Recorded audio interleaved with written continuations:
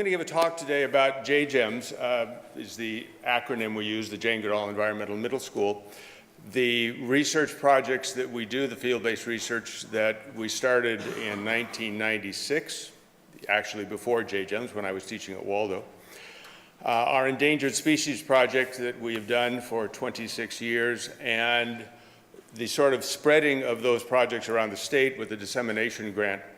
And my real reason for being here is I'm trying to recruit more teachers to participate in this kind of thing. So I'm getting a sense that many of you are retired, but if you have,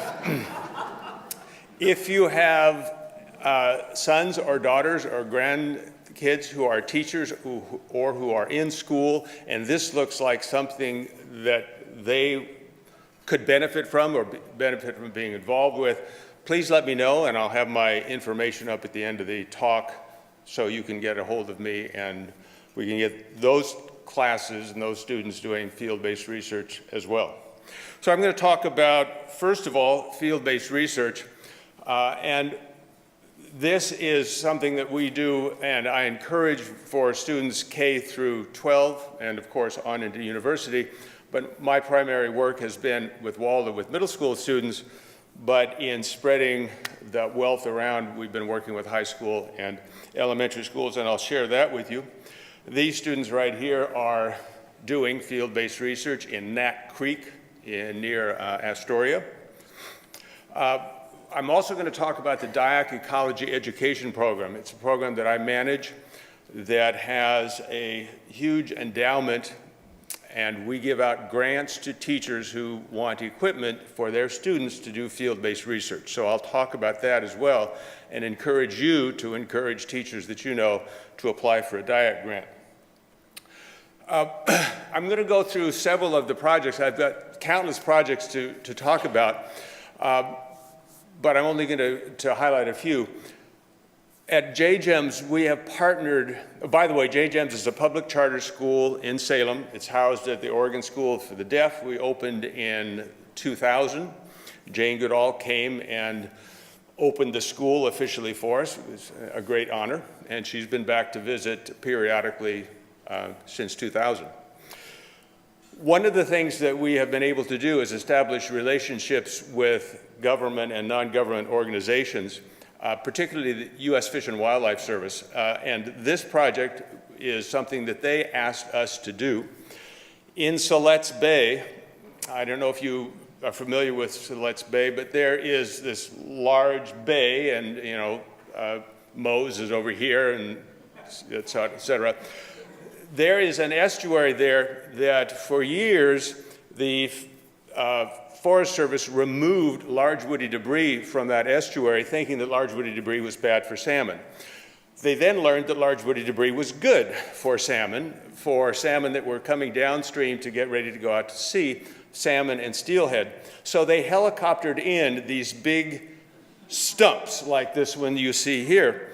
They helicoptered those in, but they were worried that those stumps would flow downstream, get into the bay, and cause problems for boaters. So they approached us to see if we would measure once a month how much those stumps were moving. And it was a very interesting process. The stumps, it turns out, only one of them moved, but it didn't move downstream, it moved upstream. Probably, I'm assuming, from a storm surge or some big tidal event. But the process with students of getting them to figure out the movement, we had to put 2 stakes on each bank, put a nail in the stump, and do a little triangulation thing to figure out how much movement there was. Fascinating study. We got to go out in canoes that were supplied by Fish and Wildlife, and you can still see the stumps as you're driving down Highway 101. They're still there. They have caused what's called cavitation, or little caves under the stump where little baby salmon and steelhead rest as they're going out to sea. Another project we do for U.S. Fish and Wildlife is on red-legged frogs. As you probably know, frogs and toads all over the world are in dramatic decline for various reasons. So they wanted us to do a survey of red-legged frog egg clusters at Nesquin Marsh. Now, if you've been to you've probably been to Nescoen, but I don't know if you know, there's this beautiful marsh that nobody can go into. It's sort of closed off to the public unless you're doing a project like this. So our students, with canoes supplied by U.S. Fish and Wildlife, get to go out and explore that marsh looking for these red-legged frog egg clusters that are really remarkable. They're about the size of a big grapefruit, this big, and they come out of a frog that's this big, which I don't get unless they rehydrate somehow as soon as they hit water. It's really amazing. So we go around, and every year since 2004, we have gone out in these canoes following the same route, looking for egg clusters, counting them, and reporting back to U.S. Fish and Wildlife. And they use that information to determine the level of water they want to keep in that area, because there's a little dam, and they raise it or lower it depending on how many egg clusters there are. So we're doing some work that's actually useful for them. We also did work with the Oregon silver spot butterfly. It's the one on the right. It is a federally listed endangered species that is being bred in captivity at the Oregon Zoo. It's called head starting.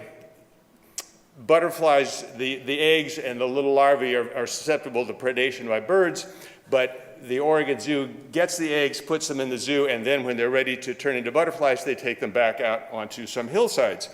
This hillside above Nestucca Bay National Wildlife Refuge was an ideal spot for butterflies. Historically, they were there, probably. U.S. Fish and Wildlife wanted us to look and count the certain kind of flower called the Viola adunca, which is an early blue violet, and silver spot butterfly caterpillars only eat that plant. So if you don't have enough of that plant, you can't have butterflies there. So they were looking at this as a potential site to release some butterflies. So we did a study in 2005, and we found that we didn't have enough. At Nestucca, there were 4.7 Viola adunca per square meter, and we needed a minimum of 20. So for years and years, JGEM students went out and planted Viola adunca on this hillside along with other students. And last year, earlier this year, 2018, they finally released butterflies 10 years later on that hillside. So great success for us. We also are working with the University of Utah and the Oregon Zoo on a project called Cascade Pike Watch. Pikas are little critter in the upper left-hand corner. They're actually not rodents, they're lagomorphs related to rabbits. They live in alpine areas, and they're just incredibly cute. And the appeal for students is their cuteness. They're very tough to see. They make these huge hay piles of gathering plant material. They hide it under rocks, and then they live on that under the snow during the winter. So our job is to go up and survey to see if these pikas are here. And the area we picked is an area that was burned severely in the Dollar Lake fire in 2011. So we have 3 slopes that we're looking at pika survival and recolonization after the Dollar Lake fire. So we worked on that for 6 years, 2012 to 2017. And we saw a huge increase in the vegetation that came back. We spent a lot of time doing this, looking for pikas, and we were very lucky to see them every year. So that area came back and did just fine. So the end of last year, I'm thinking to myself, well, we've done this for 6 years, getting kind of boring. Let's see what else we can study. And then, I don't know if you know this, but there is a good population of pikas in the Columbia Gorge. So what happened in the Columbia Gorge last year? A big fire. So the one study we were doing on Mount Hood, that was done. Along comes another fire in the Columbia Gorge. So this year, we're starting the same process looking at the Columbia Gorge. Just to give you an example, this is on Mount Hood, this is a talus slope. This is what it looked like where the pikas live. In the Columbia Gorge, this is what it looked like in one of the areas that we studied previously. This is moss cover. So on the Columbia Gorge, low elevation, they don't rely on snow as a blanket of insulation, they rely on moss. So this is the same slope. Now look at the moss here, they rely on that. This is the same slope after the fire. So it's really tough for pikas in the gorge. We have 40-some sites that we're looking at. 24 of those have no more pikas now. They had pikas before the fire, now no pikas. So we're looking at 3 sites to see how they come back. We have other projects that we do. I'm not going to go into them as much.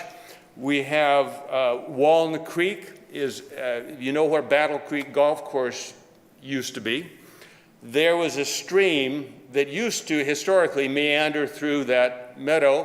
When the golf course was built, they channelized the stream, made it absolutely straight. When the golf club went belly up, the city came in and spent a lot of money to re-meander that stream. They then approached us to say, would your students be willing to look and do a study of that stream and the restoration to see how effective it's been in terms of water quality, fish health, macroinvertebrates, et cetera. So we've been doing that for 6 years, and dramatic increases in the fish population. We now have anadromous fish, cutthroat trout, and coho salmon coming back up that creek, our students have found. So it's been a very successful project. We had a group of students that was looking at moss. I don't know if you remember, but 2 years ago, there was a glass factory in Portland that was severely fined because they were polluting the air, and the way they noticed this was the pollution that accumulated in moss samples in Portland, and they were able to zero in by measuring moss in different locations, zero in on that factory. So we had a group of students that wanted to replicate that in Salem, so they studied moss in various sections of Salem to see what kind of pollutants were in that moss. We've been studying at the Oregon coast sea star wasting disease, a project with BLM. Sea star wasting is this terrible disease where sea stars, starfish, their legs rot and fall off. So we've been studying that for several years. Luckily, it seems that the peak of that has come and gone, and the population is getting healthier and healthier. And finally, we've done a work, finally I'm going to tell you about, there are a myriad of these projects, a study of phenology. This is a project we do in partnership with the Center for Research on Alpine Ecosystems in Chamonix, France. It is a project that looks at phenology, which is how organisms adapt to seasonal change. So birds migrating, that's phenology. Leaves turning red and falling off trees, that's phenology. So with students for years, we've been tracking what's called leaf fall and bud break. So in the fall, when leaves start to change color, when half of them fall, when they all fall, and in the spring, when the buds start coming back, it's called bud break. And students are doing this all around the world, and it is a big deal now because of global climate change. Because if you have, for us, salmonberry, and salmonberry is supposed to bud break and have berries in mid-April, and because of climate change, it has them in mid-March, and the birds that come in mid-April to feed on the salmonberries get there and the berries are rotten, we got a problem. So that's why phenology is a big deal. Okay, I want to talk a little bit about the J-GEMS Dissemination Grant. The Oregon Department of Education approached me 3 years ago, asked if we would share our projects with other schools around the state. So we applied for and received this very large grant to do just that. We had a team of retired J-GEMS teachers that traveled around, did workshops, met with teachers, went into schools, and talked about field-based research, and also our Endangered Species project, which I'll talk about more later. But in the 2 years of the project, I talked to 301 teachers, I or other members of the team, from 136 schools, and 69 of those schools are now doing either field-based research projects or endangered species projects. That grant is done, but we applied for and received a sort of supplemental grant from the Charlotte Martin Foundation. So I still have grant money to go visit schools. If you know of a school that would like to start doing this, I would be glad to work with teachers, work with students, whatever, administrators, to get them out in the field. For JGEMS, it's been an incredibly successful way of focusing their education. It's resulted in great state test scores. If that sort of thing is important to you, it's very important to us when we try to get grants to get more stuff. So for us, this sort of focused learning has been incredibly valuable. So I'm still available, and our team is available to go work with your whatever educational connections you have. Okay, I want to talk a little bit now about endangered species. This is, I have a long talk that I've given to hundreds and hundreds of students the last 2 years and continue through the Charlotte Martin Foundation. And I'm just going to highlight parts of that talk that I think are particularly interesting to students. So you have to pretend you're like in the 4th grade now or the 5th grade for this talk. So when you talk about endangered species, I'm looking at sort of the whole reason why species become endangered and go extinct. And there's a thing we have called the HIPPO dilemma, H-I-P-P-O. This stands for habitat loss, introduced species, population growth, pollution, and overconsumption. So this is the story I tell about introduced species. Has anybody been to Guam or taught on Guam? Do you remember, you know about brown tree snakes? No, I don't, but I was in the Navy and I've been there several times. Well, it might be your fault then, because Guam is an island like Hawaii in the middle of the Pacific. It's a volcanic island. And up until in World War II, shortly after that, it was this pristine thing, and there were all these birds, 12 species of birds that were endemic. They only lived on that island. And they had no natural predators. So many of them had sort of de-evolved the ability to fly. They just sort of walked around because there was nothing chasing them. That all changed sometime in World War II when a very pregnant brown tree snake that's native to Southeast Asia somehow got on a ship, slithered up the anchor rope or was in a box, got on a ship, got to Guam, got offloaded, again, somehow got onto the island, popped out a bunch of babies, and there are now 13,000 brown tree snakes per square mile on the island of Guam, and they have eaten all the birds. 11 of the 12 species, native species of birds on Guam are now extinct. One was captured and is being bred in Rota, a neighboring island, until it's safe to return. So these snakes are bad news. They're about this long, they're mildly venomous, so they won't kill you, but they short out power lines. They go from one power line to another, shorted out, so it's very common if you're a teacher in schools in Guam for the power to go out once a week or so. I gave this talk to one teacher, and she had been teaching in Guam, and she said when her kids had to go to the restroom, a teacher had to go first and see if there were any brown tree snakes in the restroom. They'd grab them by the tail, whack them on the head, kill them, put them in the garbage, and then the kid would go into the bathroom. Because the snakes like to eat kids. They can't do that, they can't swallow them, but they get into cribs and try to eat babies by just gnawing on their feet and trying to swallow them. Can you imagine a mother? Anyway, I don't show this picture to really young kids, but it just is a terribly disturbing picture to me. So, how do you get rid of that? Well, mice to the rescue. It turns out that brown tree snakes are allergic to acetaminophen, right? Tylenol. So what they've done, and they've been doing this for 3 years, they get a bunch of mice, they stuff them full of acetaminophen, they take them up in helicopters and airplanes, and they push them out of the planes with little parachutes, They dangle down, get stuck in the trees, and then the brown tree snake slithers up, eats the mouse, and dies from the acetaminophen. True story. That's what they're doing. Okay.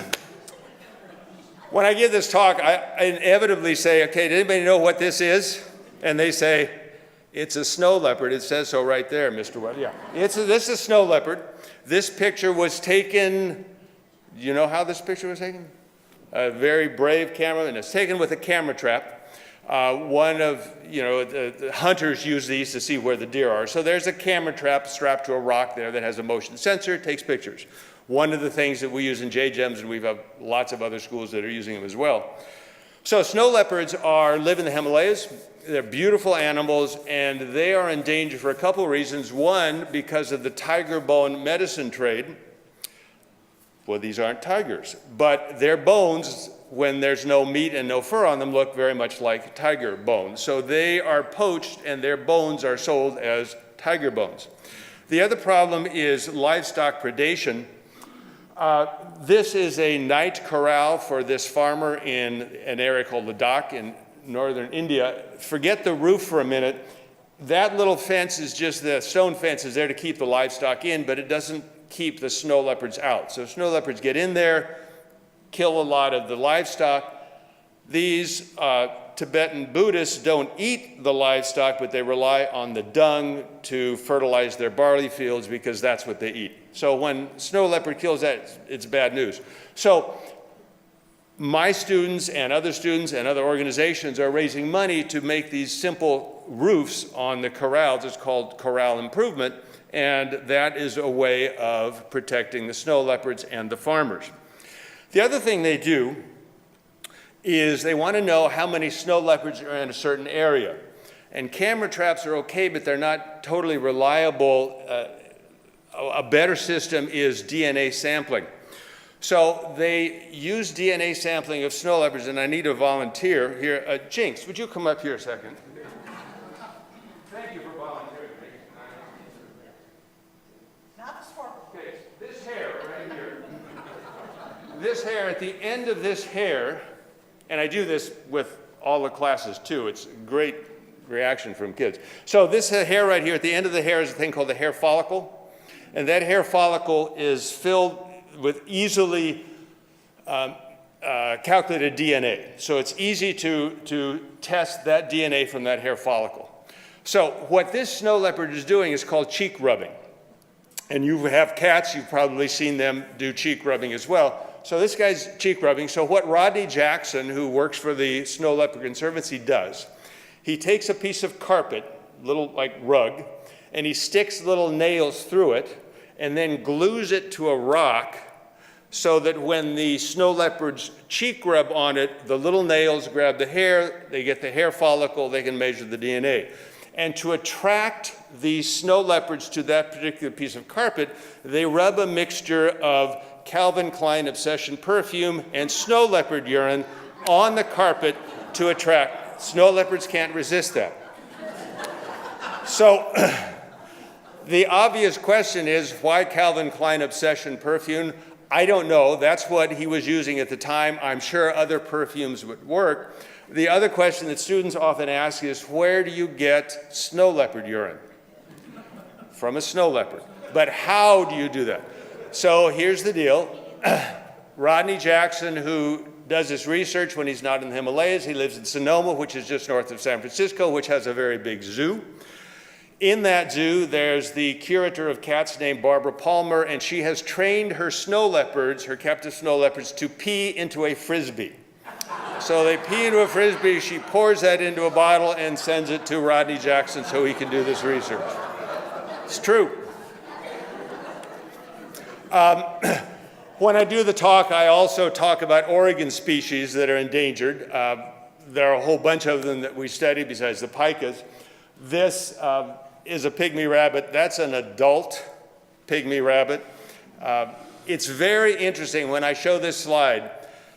Elementary schools, it takes me about 5 minutes to calm them down after seeing this slide, because middle school students go, ah, and high school students do this. because they're too cool to react to this. But I think this is like way cute. So this pygmy rabbit, it's in eastern Oregon. It's endangered because of the plants that it normally eats are being sort of pushed out by cheatgrass and other sagebrush. So Oregon Zoo is doing a project of raising those and releasing them as well. It's been very successful. Okay, I want to talk about the Dayak Ecology Education Program a little bit. This is our grant program. It's not really part of JGEMS other than I'm the board chair at JGEMS and do a lot of research trips with them, and I'm also the manager of this project. So, you know, they're sort of linked. And they were very much linked in our dissemination grant. So when I would go to schools and say you should be doing field-based research, and here's a way you can get money for those projects. So we have high school student on the left, elementary school students on the right. Dayak Ecology buys equipment, high-tech stuff like drones and, you know, infrared tracking cameras and various water quality testing devices. As well as low-tech stuff like rubber boots and binoculars and clipboards. Whatever teachers need, we can supply.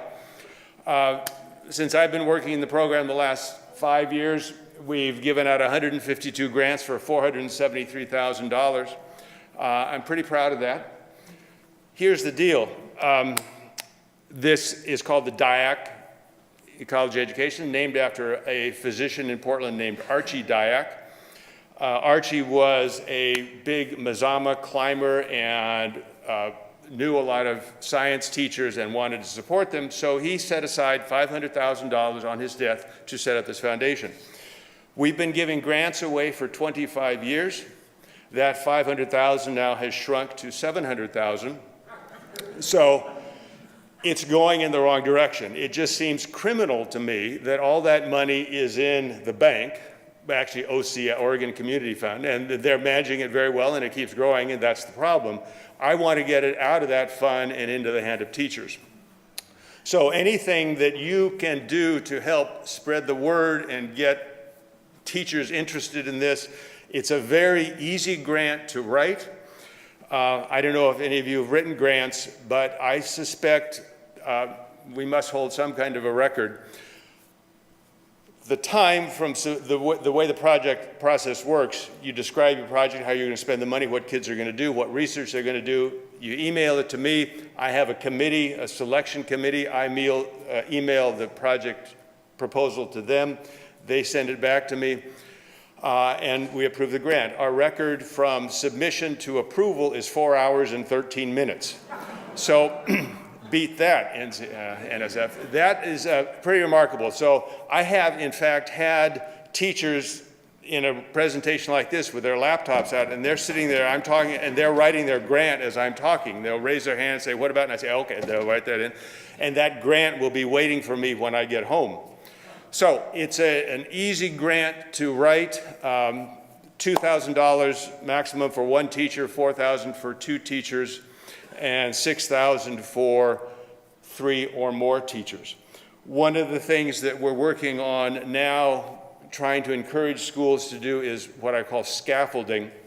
So an elementary school, K-5 elementary school, will apply for a grant, $6,000, and there are some things that kindergarten teachers will have their kids do, and first graders will do more. So it develops both in terms of the content, environmental content they're learning, the equipment, the sophistication and complexity of the equipment, as well as the complexity of their presentation skills. So we're trying to get a coordinated K-5, K-8 project. We also at JGEMS have various service projects we do. This is our most recent one. 2 years ago, we started working with the city of Turner because the city manager at Turner happened to have a daughter that came into JGEMS. We were doing what we call a workathon. Many schools have a jogathon where they have kids walk around a track and they raise money. We get pledges, but we actually go out and do environmental restoration work. And this project at Turner City Park has been very successful. So we have set up this trail system. Students made these interpretive signs. 8th grade students made these signs.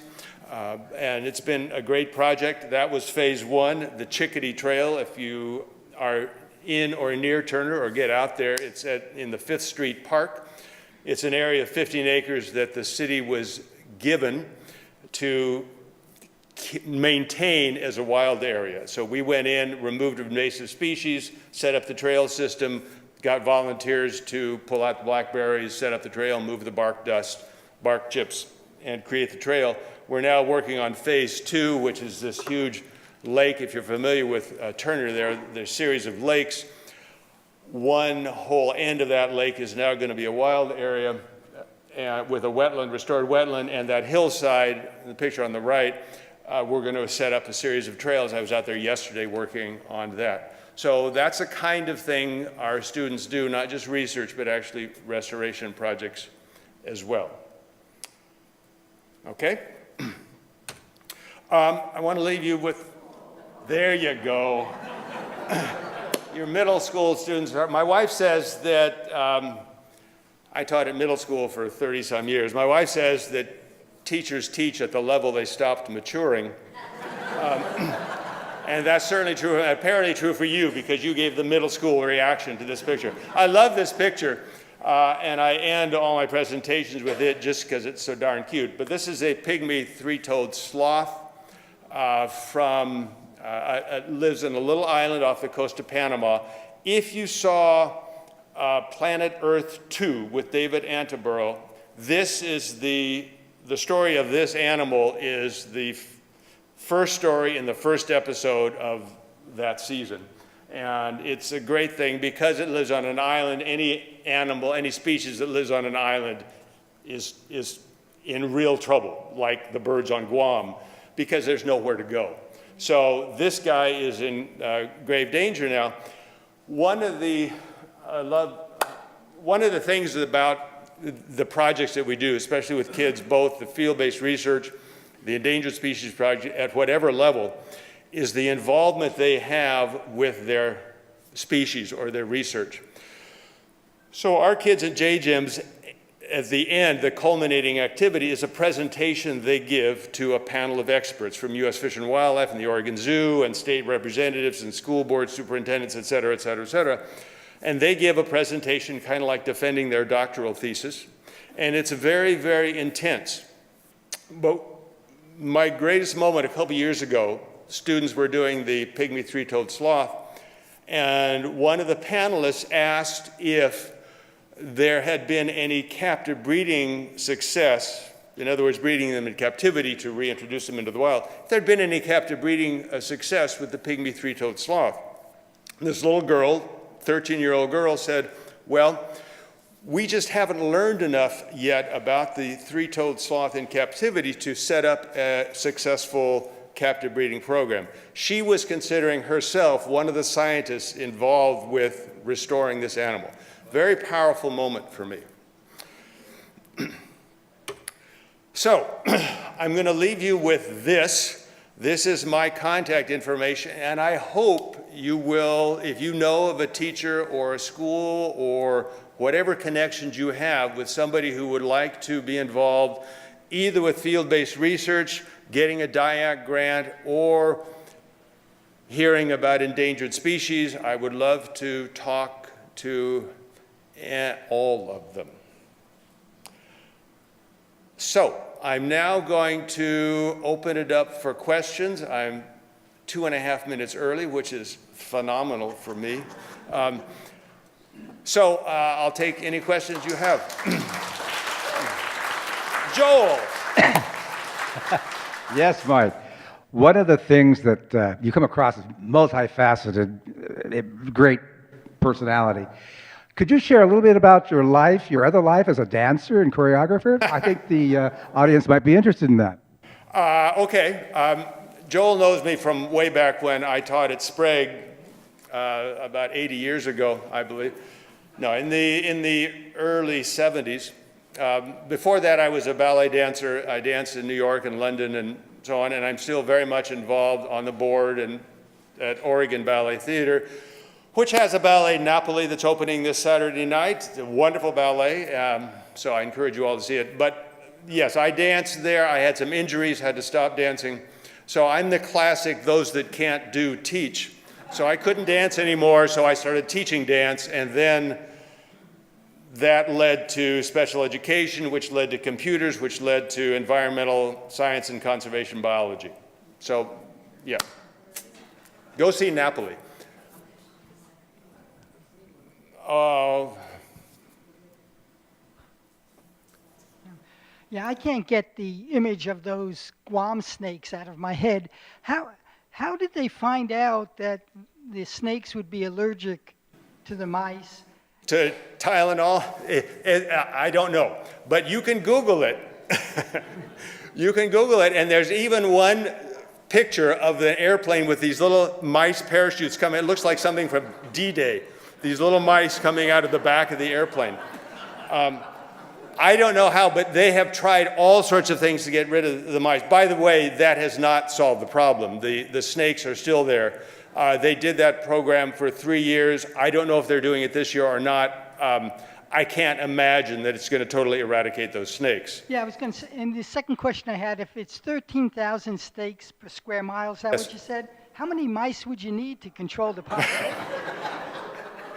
About 13,000 per square mile of mice, yeah. Good question. The point I make with students is endangered species and environmental issues are incredibly complex. I didn't go into global warming and polar bears, all that sort of stuff. It just goes on and on and on. The Colorado River, for example, I do a thing on the Colorado River. You know what the Colorado River looks like most of the year when it empties into the Gulf of Mexico? Yeah, I show the kids a slide of that and I say, what's missing there? And they say, the water. There is no water in the Colorado. So imagine the Willamette River or the Columbia River going into the Pacific Ocean in Astoria with no water in it. It's mind-boggling. So it's complex is my point. Yeah. Yes. Karen Bender. I was wondering if those grants can be for Vancouver, Washington. No. Okay. I wish, I've had several people that have asked that. Is the teacher living in Vancouver but teaching in Oregon? Okay. Sorry. Is there a question on that side? Question over there? There's a question there and one back there. Yeah. This just is fascinating to me, and I'm sure that it is fascinating for your students. And I think middle school is, 2 or 3 years here in Oregon? Yeah. Do these kids who get involved in these projects check back to see what's happening with their projects later on? Absolutely, yes. As a matter of fact, 2 things. We have several students, and not everybody, but the test scores are good. We've had several students that have gone on to do this kind of work. I had one student that was studying stereotypic behavior in polar bears, the pacing that some zoo animals do back, it's called stereotypic behavior. It's a mental health thing. She did that in high school, in middle school. She went on to study it again in high school and went on in college and, is now working in Tanzania and all. So that happens. The other thing, when I see students who are, working at Safeway or something years later, I don't remember their name, but I remember their species. So I say, you were an elephant, you were a golden lion tamarin, and so on. Yeah. I have a question. Yes. Somebody was asking you about Vancouver, and I'm wondering how far afield you could go. We have a grandson in Hood River, and he just started middle school, and this sounds like something fantastic. He will have a teacher named David Schaffenberg, who is a wonderful science teacher, and I'm working with him. I'm meeting with him in a couple weeks. But yes, the Dayak grants are statewide, all over the state of Oregon, but not across the river. So just Oregon. But yes, Hood River definitely. I was wondering, I'm David, about the other Mariana Islands like Tinian and Saipan. Do they have the same problem that Guam has? Not that I know of. Guam is the sort of classic example. Although just try to get onto the island of Hawaii with a snake in your suitcase. That's there. I don't know if you've ever noticed that, but Hawaii, getting onto the island of Hawaii, they're very, very careful about what you have in your luggage.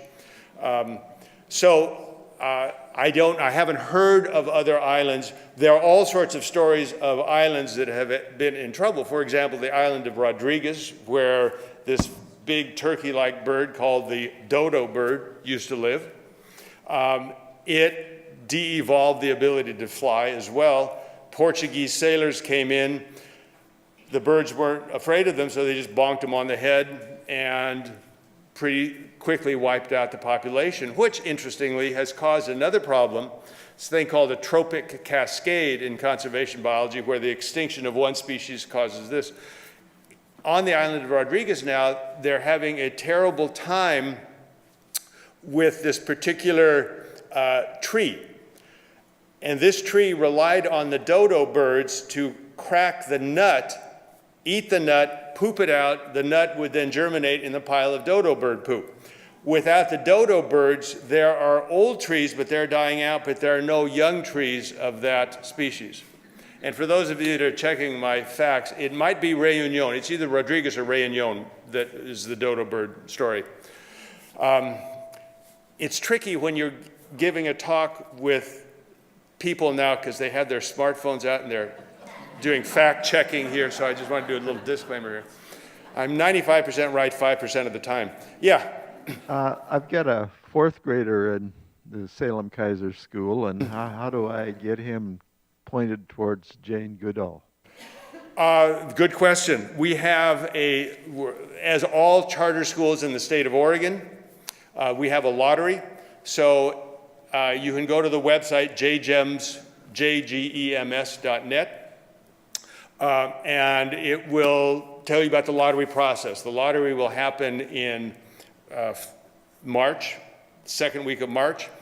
We typically have 150 or so applicants for 33 slots. We have 33 sixth graders, 33 seventh, 33 eighth. So you got a 20% chance of getting in. I'm glad that we are that popular. I'm frustrated for the other 80% of the parents that don't get their kids in. We've talked about expanding, but for us, the unique qualities of the school, expanding it, we would lose something. So we encourage other charter schools, like Howard Street's a great school, so there are other options. You apply as a fifth grader? Yeah, I'm sorry, yes, you apply as a fifth grader. There'll be an open house in late February. Come to the open house, we hand out the applications. One of the things we used to just hand out applications all the time. And then kids would come and realize that they've got to go out in the mud and muck around, and it's rainy and cold, and it's beyond school hours, and it's hard. And if you don't know that, or if you're not willing to do that, it's not the right school for you. So basically, the application says, are you willing to get cold, muddy, and wet? So you can sign up. We have no grade screening. We can't, in Oregon, you can't do that. You can't make them write an essay and grade the essay and stuff like that. Hi, my name is Peter. I wondered, are these grants open to private schools like Yes. Salem Academy? Yes, private schools. We've done some homeschool things. Salem Academy. We've done a lot of work with Blanchette Catholic School. So yes, definitely private schools. Okay. Anybody else? This is just incredible. Oh, here we go. That's right. Ken had his hand up a minute ago. Sorry. My name is Ken. As admirable as these projects are, in the short term, I'm guessing that the long-term effects would be getting the students interested in being ecologists for a lifetime. Do you have any thoughts on that? I definitely think, and we've surveyed the kids on this, we're getting kids that come in or whose parents feel very strongly about the environment, otherwise they wouldn't come to this school. So it's sort of a stacked deck to start with. But yes, I believe that we do a lot of litter pickup, for example, and I would be very surprised if our kids ever litter. because they have spent so much time picking up litter. So, but just in terms of their awareness of environmental issues and recycling and having a smaller carbon footprint and all those things. And they can explain things. We talk about, when I have my kids getting ready for a presentation, I say the big question you want to be able to answer is, so what, who cares? I mean, you want to save the pygmy three-toed sloth. It lives on a little island in Panama, why do I care? Another way of saying it, what's your 30-second elevator speech? You know, you're in the elevator with the governor or the whoever, and you've got this long to tell them why this is important. What are you going to say to them? Do you have any, a question, do you have any idea why the salmon are no longer coming up Pringle Creek? Yeah. As I understand it, because I used to sit at the Ramp Pub on the balcony and watch salmon spawning. It was really cool, and I'd bring friends up there, and they're not there anymore. Those salmon were trucked, as I understand it, they were trucked. They were caught, loaded into trucks, driven around Willamette Falls, and brought up. So there was some help they got along the way that they have decided to stop doing. So it was wonderful to see, but it was, in a sense, artificial. I mean, they were real salmon, but they were being aided along the way. So they have stopped doing that. I took a group of students up. We have this area above Detroit Lake near a little tributary to the Brighton Bush River, and I took students up there, and we're looking at the Brighton Bush, and I'm seeing these huge salmon spawning on this little stream. And I'm thinking, Detroit Lake, you know, that dam, that other lower dam, how are they doing this? Because there's no ladder there. Those salmon have been trucked up. And there's now a catch point just above Mill City. There's a little area where they've set up these fish ladder things to catch salmon and transport them up to keep them spawning in the upper Santiam. Yeah. So they're getting a lot of help, but just not on Mill Creek and Pringle Creek apparently anymore. And again, that was old information. It may be something different happening now, but that's the last I heard. Well, unless there are no other questions, Mike, thank you. And I am only regretful that I didn't spend a few more of my prep time instead of correcting papers. I should have been in your classroom. So thank you so much for your time Thank you very today. much. My pleasure.